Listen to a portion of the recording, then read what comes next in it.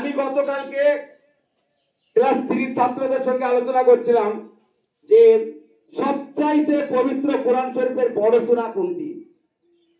এটা বড়দের মনে আছে? জোরে বলো, কোন সূরা?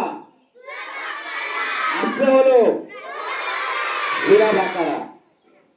এই বাকারা হচ্ছে পবিত্র কোরআন শরীফের সবচাইতে বড় সূরা। আচ্ছা, বাকারা আরবি শব্দ না ইংরেজি শব্দ না বাংলা শব্দ? আরবি শব্দ যদি বাকারা হয় তার অর্থ আছে কি নাই? তো বাংলাটার অর্থ কি হতে পারে? গাভী আমরা কাকে বলি?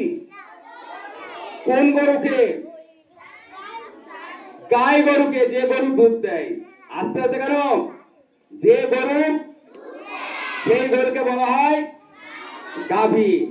আল্লাহ পাক হযরত জিবরাইল আলাইহিস সালামের মারফতে দীর্ঘ 23 বছর ধরে পবিত্র কোরআন শরীফ নাযিল করেছিলেন। তার ভিতরে সূরা বাকারা গাভী দিয়ে আল্লাহ একটা সূরা নাযিল করলেন। এর বিস্তারিত আলোচনা আছে, শানে নজর আছে। আমি ওদিকে না গিয়ে আবার তোমাদেরকে প্রশ্নের জায়গায় যাচ্ছি। সবচাইতে ছোট্ট সূরার নাম কি? আরে বলে বলো। কাউসার। এই কাউসার সূরাতে কয়টি আয়াত আছে? বলে বলো। 3টি আয়াত আছে। কাউসার শব্দের অর্থ কি আমরা জানি? বলো কি?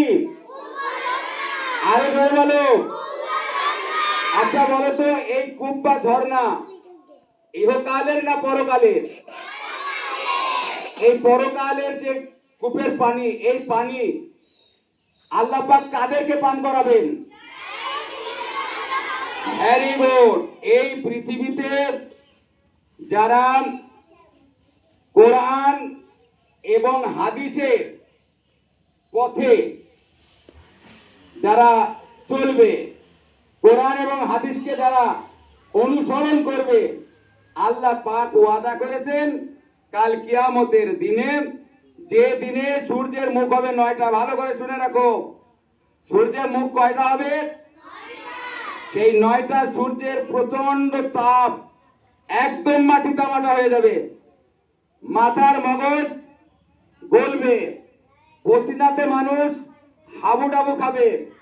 সেই দিন একমাত্র আল্লাহর আরশ, আল্লাহর সিংহাসন ছাড়া কোনো ছায়া থাকবে না।